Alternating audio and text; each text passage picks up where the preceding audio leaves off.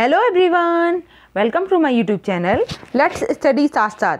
तो जैसा कि आपको पता है, इस चैनल पर अभी जॉन गाल्सवर्दी के MCQs की सीरीज चल रही है।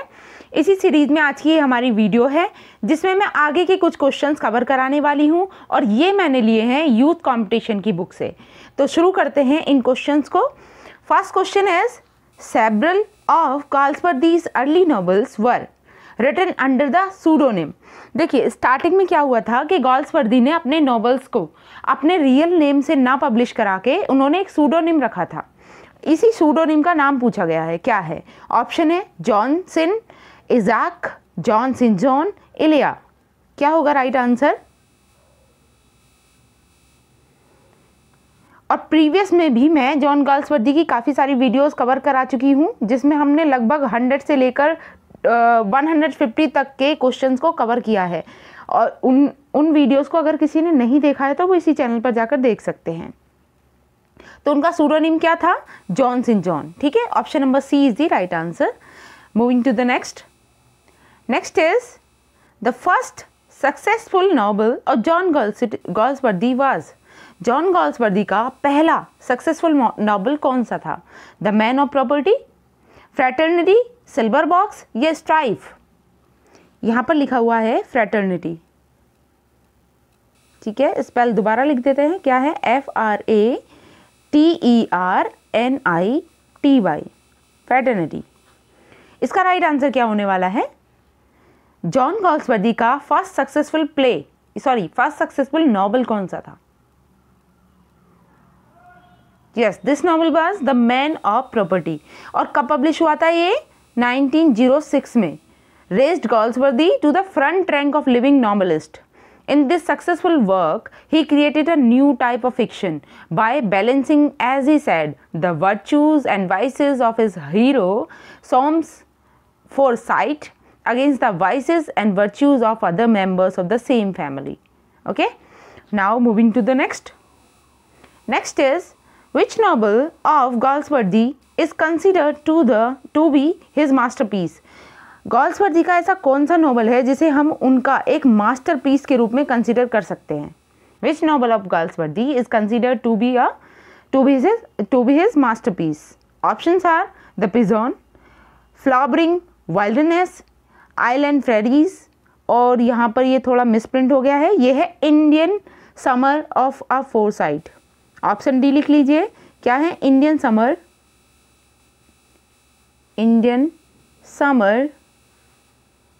Of a foresight. ओके, तो ये हमारा फोर्थ ऑप्शन है। अब बताइए कौन सा इनका मास्टरपीस कहा जाएगा? किस वर्क को हम मास्टरपीस कह सकते हैं इनके? वैसे तो इनके सारे ही वर्क्स काफ़ी फेमस रहे हैं और ज़्यादातर इन्होंने प्रॉब्लम प्लेस के बारे में ही बात की है। तो इनमें से कौन सा था जिसे हम मास्टरपीस बोलेंगे? पिजॉन, फ्लावरिंग वाइल्डरनेस, आइलैंड फेरीज या फिर इंडियन समर्स ऑफ फोरसाइट? तो इसका करेक्ट आंसर भी यही है, option number D, Indian summer of a foresight. ठीक है, अभी ये basically this is a series of 3 novels and 2 interludes published in 1922। ठीक है, ये कलेक्शन है ओवरऑल जिसमें 3 नॉवेल्स हैं और 2 इंटरल्यूड शामिल हैं। Moving to the next, which is Galsworthy's first play? Galsworthy का फर्स्ट प्ले कौन सा है? देखिए, अभी हमने वो देखा, इनका फर्स्ट नॉवल देखा था जो इनका मतलब जिसके जरिए ये बहुत ज़्यादा फेमस हुए। एज अ नॉवलिस्ट इन्हें बहुत ही मान सम्मान मिला। तो वो नॉवल कौन सा था? वो था द मैन ऑफ प्रॉपर्टी। ठीक है, अब यहाँ पूछा जा रहा है कि गाल्सवर्दी का फर्स्ट प्ले कौन सा था? ऑप्शन है लॉयल्टीज, जस्टिस, सिल्वर बॉक्स या जैसलिन। What is the correct answer? Yes, the right answer is silver box. ठीक है, ये इनका फर्स्ट प्ले माना जाता है सिल्वर बॉक्स को। Okay, it is a 3 act comedy produced in 1906। In Silver Box, the theft of a prostitute's purse by a rich young man of good family is placed beside the theft of a silver cigarette case from the rich man's father's house by a poor devil, with very different repercussions. Okay, moving to the next is, when was John Galsworthy awarded Nobel prize for literature. देखिए ये बहुत ही बार पूछा गया question है, TGT के कई बार previous year को उठा के देखोगे तो कहीं ना कहीं आपको ये क्वेश्चन मिल जाएगा कि जॉन गाल्सवर्दी को नोबेल प्राइज़ एग्जैक्टली कब मिला था। तो इसका बहुत ही कॉमन डेट है, क्या है, 1933, 1932, 1930 या फिर 1929। What is the correct answer? Yes, the correct answer is 1932। ठीक है, 1932 में इन्हें नोबेल प्राइज़ मिलता है और he was elected as the first president of the PEN. PEN क्या था, ये एक ग्रुप होता है किसका, प्रोज राइटर का, एसे राइटिंग का या नोबेल राइटर्स का, इंटरनेशनल लाइब्रेरी क्लब इन 1921। इन्हें फर्स्ट प्रेसिडेंट भी बनाया गया था पैन इंटरनेशनल लिटरेरी क्लब का। कब बनाया गया था? 1921 में। Was appointed to the Order of Merit in 1929 और इन्हें ऑर्डर ऑफ मेरिट का अवार्ड कब मिला है? 1929 में। उसके बाद में इन्हें नोबेल प्राइज़ मिला 1932 में। Okay, moving to the next देखते हैं। Yes, I hope it is clearly visible to you. Question है, the dark flower by John Galsworthy is a. John Galsworthy का एक बहुत ही फेमस वर्क है जिसका नाम है द डार्क फ्लावर। ये क्या है बेसिकली? ऑप्शन है a love drama, a tragic play, a love novel या a comic. What is the correct answer? The dark flower.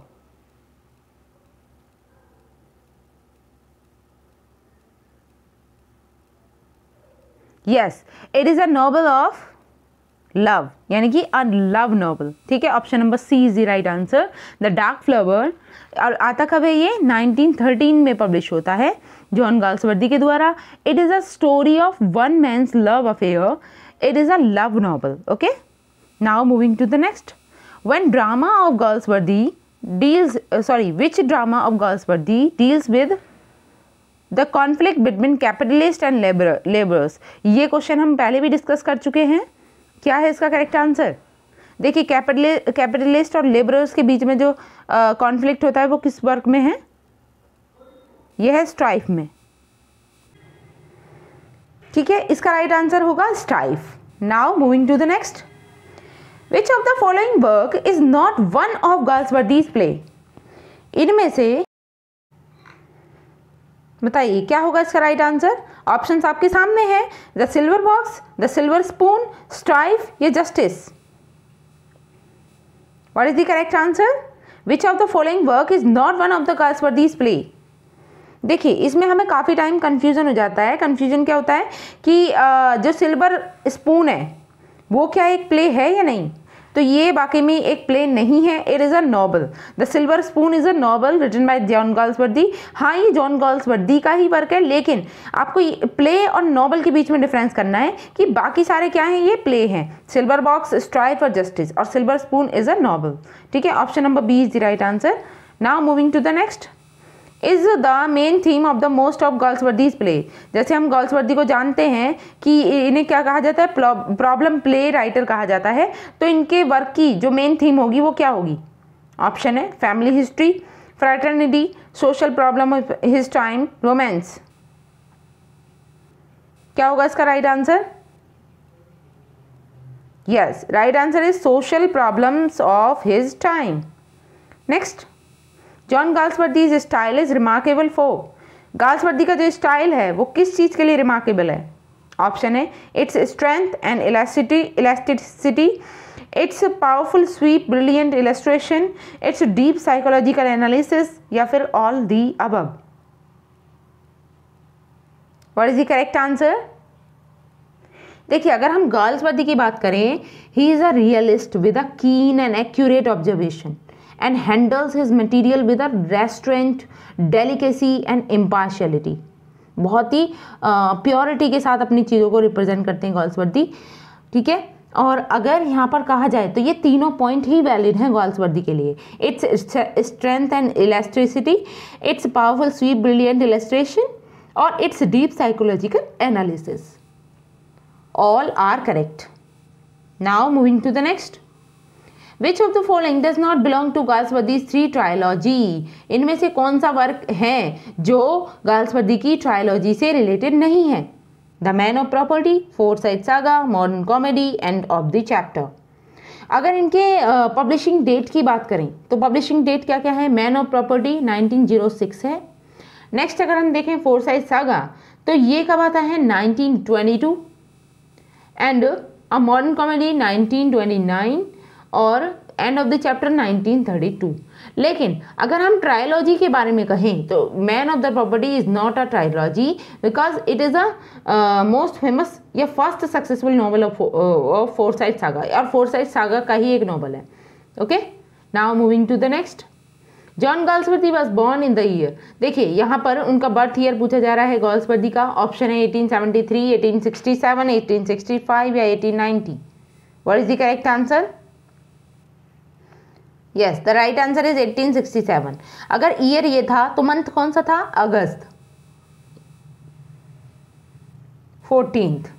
ठीक है, और कहाँ पर होता है इनका जन्म? इनका जन्म होता है किंगस्टन हिल, सरे इन इंग्लैंड।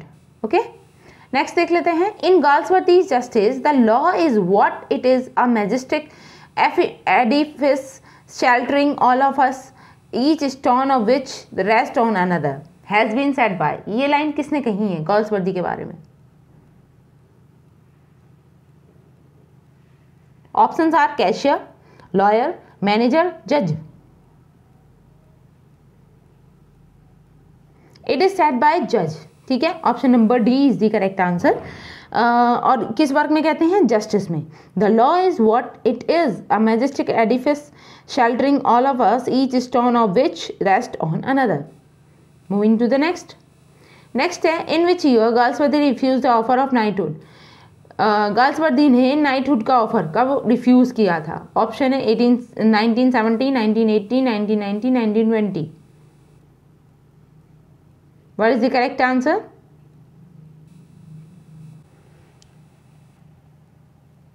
सोचिए और आंसर कीजिए। यस, इन्होंने जो नाइटहुड का ऑफर था वो रिफ्यूज किया था 1917। John Galsworthy was an English novelist and playwright. He was the winner of Nobel Prize in 1932. He turned down a knighthood nominated by Prime Minister David Lloyd George in 1917 on the precept that a writer's reward comes simply from writing itself. Okay, now next, complete the sentence. इस sentence को complete करना है। Sentence देख लेते हैं। Galsworthy's play Strife deals with the subject of। Galsworthy की जो play है स्ट्राइफ, वो कैसे सब्जेक्ट, किस थीम से डील करता है? लेबर डिस्प्यूट से, जस्टिस से, वॉर से, या फिर क्लास डिस्टिंक्शन से?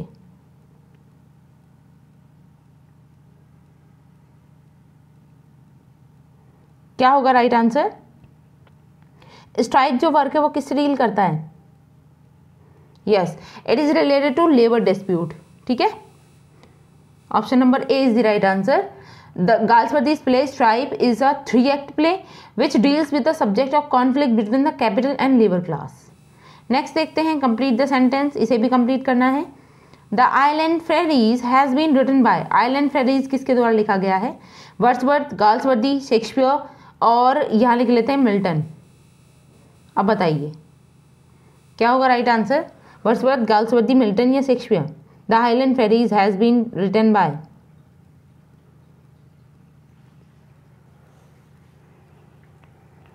यस, क्या होगा इसका right answer?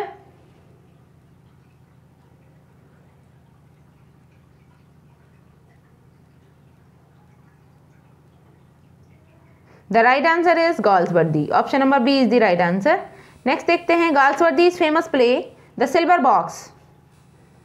Wait a minute, sorry, Galsworthy's famous play the silver box. आगे यहाँ पे थोड़ा मिसप्रिंट हुआ है। ठीक है, the silver box, deal box है ये, उसके बाद है डील्स। डील्स विद, किससे डील करता है? The inequality of power, inequality of justice, inequality of labour, inequality of money division. What is the correct answer? Silver Box किससे डील करता है? Yes, inequality of justice. Option number B is the right answer. Moving to the next, fill in the gap. इस gap को fill करना है। The title of the play Justice is, Justice का जो complete title बोल लीजिए क्या है? सैटिरिकल, वेग, इनअप्रोप्रिएट, आयरनिकल, क्या होगा राइट आंसर? और इसमें ई ऑप्शन भी डाल लीजिए, क्या है? None of these. अब बताइए, सैटिरिकल है, वेग है, इनअप्रोप्रिएट है, आयरनिकल है, या नन ऑफ दीज? तो इसका राइट आंसर फिलहाल क्या है? None of these. ठीक है, क्यों है? क्योंकि इसमें कहा गया है Justice is a crime play by Galsworthy. Justice की थीम क्या है? ये क्राइम प्ले है। और क्राइम प्ले इसमें कोई ऑप्शन ही नहीं दिया था, it is a crime play. ठीक है, बाय गाल्सवर्दी, रिटन इन 1910। ये लिखा कब गया था? 1910 में लिखा गया था। As a campaign to improve condition in British prisons, hence none of these. Okay, moving to the next, in which year was Justice published? Justice कब पब्लिश होता है? ऑप्शंस आर 1905, 1908, 1905, 1908, 1912 और 1910। What is the correct answer? कब publish होता है justice? Yes, ये publish होता है 1910 में। Option number D is the correct answer. Next देखते हैं, कंप्लीट द सेंटेंस। सेंटेंस को कंप्लीट करना है। क्या है? Justice shows problem of. Justice किस चीज की प्रॉब्लम को शो करता है? बताइए। I hope now it is clearly visible to you.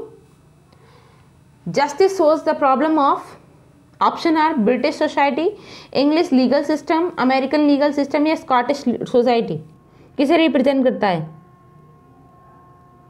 Yes, it deals with English legal system. Option number B is the correct answer. Next, who has written Jocelyn among the following? किसने लिखी है Jocelyn को? Option are Milton, Shakespeare, Galsworthy, Wordsworth. तो क्या होगा right answer? Jasleen किसकी है? Galsworthy की। ठीक है, option number C is the correct answer. Next, who is Harold Cleaver in Galsworthy Justice? Galsworthy का जो वर्क है जस्टिस, इसमें हैरोल्ड क्लीवर कौन है? Option are government counsel, defence counsel, जज, managing clerk.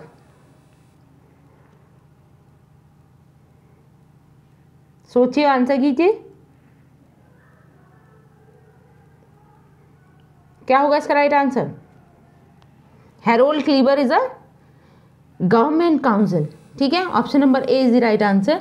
In Galsworthy Justice, written in 1910, it is a crime play. It was part of a campaign to improve conditions in British prisons.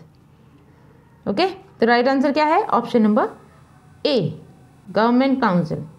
Next, Granville Barker was responsible for the introduction to the English stage of Galsworthy's following plays, except one. Identify the odd one out. Options are Justice, Silver Box, Strife, या Loyalty.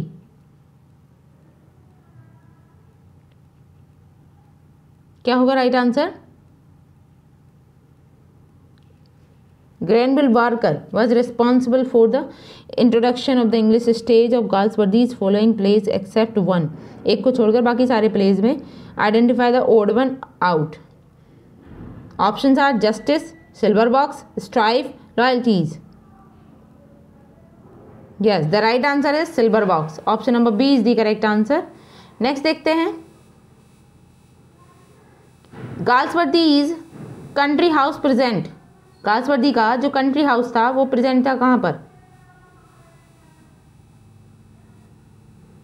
Options are upper class, lower, यहाँ पर है lower class. ठीक है, ये भी miss print हो गया, ये है lower class, upper class, lower class, the middle class, या फिर इंडस्ट्रियल क्लास। तो किससे रिलेट करता है country house? It is related to upper class. Option number A is the correct answer. Next, Galsworthy's masterpiece is, Galsworthy का masterpiece किसे कहा जाता है? Options are the purity patrician, the Freelands, Forsyte saga या fraternity? यह saga, ठीक है। यह है फ्रीलैंड्स। क्या होगा right answer? Patrician, Freeland, Forsyte Saga, Fraternity. Yes, the right answer is Forsyte Saga, ठीक है। Option number C is the right answer. कब आता है? 1922 में आता है, ठीक है। Consider to be his masterpiece. Next, और आज का ये हमारा लास्ट क्वेश्चन होने वाला है, इसे और देख लेते हैं। The influence of class is depicted in. Class influence किस पर डिपिक्ट करती है? ऑप्शन है एस्केप, पिजन, स्किन गेम या लॉयल्टीज।